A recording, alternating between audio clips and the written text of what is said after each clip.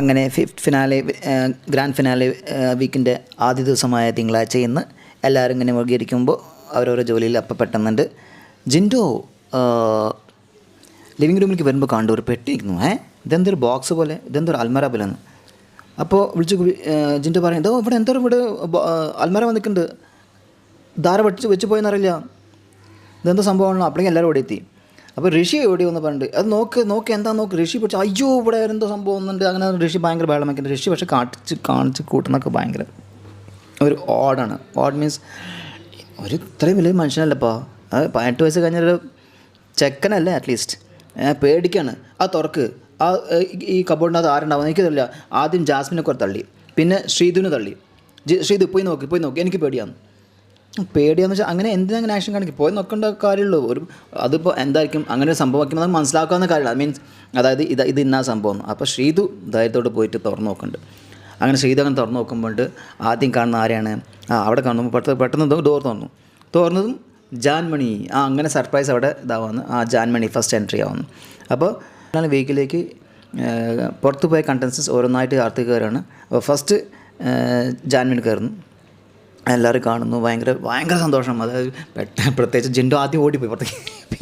പിന്നെ ജിൻഡു തിരിച്ചു വന്ന് പിന്നെ അവർ ജാൻമണി ജിൻഡുവിനെ കെട്ടിപ്പിടിച്ച് ഭയങ്കര ജിൻഡോ ചേട്ടാന്ന് പറഞ്ഞിട്ട് അങ്ങനെ ഭയങ്കര ഇതാണ്. അതേപോലെ എല്ലാവരും ജാസ്മിനെ കെട്ടിപ്പിടിക്കുന്നു, ഋഷിനെ കെട്ടിപ്പിടിക്കുന്നു, അതേപോലെ ശ്രീധുവിനെ പിടിക്കുന്നു, അഭിഷേകിന് കെട്ടിപ്പിടിക്കുന്നു. അങ്ങനെ എല്ലാവരും ഭയങ്കരമായിട്ട്. പക്ഷേ ഇതിൽ ശ്രദ്ധിച്ച ഒരു കാര്യം, കംപ്ലീറ്റ് എൻറ്റയർ അതായത് ഇത്ര നേരം അവർ വന്ന് ഞാൻ ഒരുപാട് കാണിച്ചത് നിങ്ങൾക്ക് ഫോട്ടോസ് കാണാൻ പറ്റും. അതിൽ ജാൻമണി വന്നിട്ട് അർജുനായിട്ട് മാത്രം സംസാരിച്ചില്ല, നോക്കിയത് പോലില്ല, അർജുനെ നോക്കുന്ന പോലുമില്ല, പ്ലസ് ഹഗ് ചെയ്തില്ല, സംസാരിച്ചില്ല, ഒന്നും ചെയ്തില്ല. പക്ഷേ ലാസ്റ്റിൽ എന്തോ സംസാരിക്കുന്നതല്ല, ഇൻട്രാക്ട് ചെയ്യുന്നതല്ലാതെ, മറുപടി കൊടുക്കേണ്ടതല്ലാതെ, എന്തോ പറയേണ്ടതല്ലാതെ അവർ രണ്ടുപേരും ഇൻട്രൊഡ്യൂസ് ആവുന്നില്ല. മീൻസ് അവരോട് സംസാരിക്കുന്നില്ല, മുഖാമുഖം സംസാരിക്കുന്നില്ല.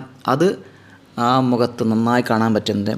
അത് പക്ഷേ എല്ലാവരും കെട്ടിപ്പിടിച്ചില്ല. അതിന് ലാസ്റ്റ് ഫൈനൽ വരും, എൻ്റെ അടുത്ത് വരും എന്നിട്ട് ഇങ്ങനെ അർജുൻ വെയിറ്റ് ചെയ്യുന്നുണ്ട്. അർജുൻ ലാസ്റ്റ് വரைക്കും വെയിറ്റ് ചെയ്തു.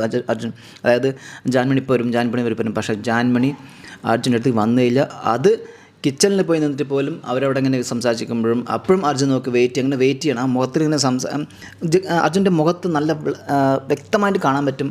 അതായത് എന്നോട് സംസാരിക്കുക, എന്താ പ്രോബ്ലം, എന്ത് പ്രോബ്ലം, എന്നോട് സംസാരിക്കുക എന്നാൽ ആ മുഖത്ത് കാണാൻ പറ്റും. നമുക്ക് അർജുൻ സംസാരിക്കുന്നില്ലെങ്കിലും പക്ഷേ അർജുൻ്റെ മുഖത്ത് നിന്ന് നമുക്ക് വായിക്കാൻ പറ്റും എന്താണ് അർജുൻ പറയാമെന്ന്, എന്താണ് അർജുൻ ചോദിക്കാൻ വരുന്നതെന്ന്, എന്തുകൊണ്ട് ജാൻമണീൻ്റെ അടുത്ത് മിണ്ടില്ല, എന്താണ് അങ്ങനെ സംഭവം ഉണ്ടായത്, അങ്ങനെ എന്ത് സംഭവിച്ചു, അങ്ങനെ ഞാൻ എന്ത് പറഞ്ഞു, അങ്ങനെ ഒരുപാട് ക്വസ്റ്റ്യൻസ് വന്നിട്ട് അർജുൻ്റെ മുഖത്ത് വളരെ വ്യക്തമായി കാണാൻ പറ്റും.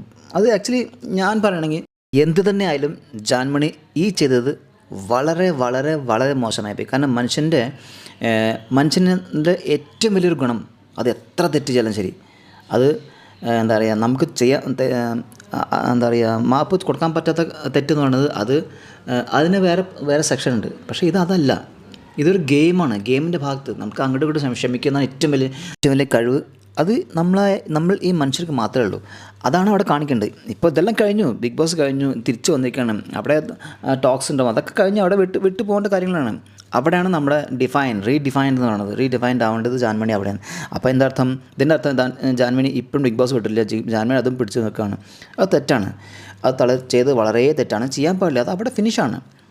അത് നേരത്തെ അവർ പറഞ്ഞാണ് പുറത്ത് പോയി ഞങ്ങൾ അതെല്ലാം, പ്രത്യേകിച്ചും ജാൻമണി പറഞ്ഞു ഞങ്ങൾ പുറത്ത് പോയി എല്ലാം ഒന്നിച്ചാണ് ഞങ്ങൾ ഒന്നിച്ച് കൂടുമെന്ന് പറഞ്ഞല്ലോ. പക്ഷേ ജാൻമണി ഇപ്പോൾ ചെയ്തെന്താണ്?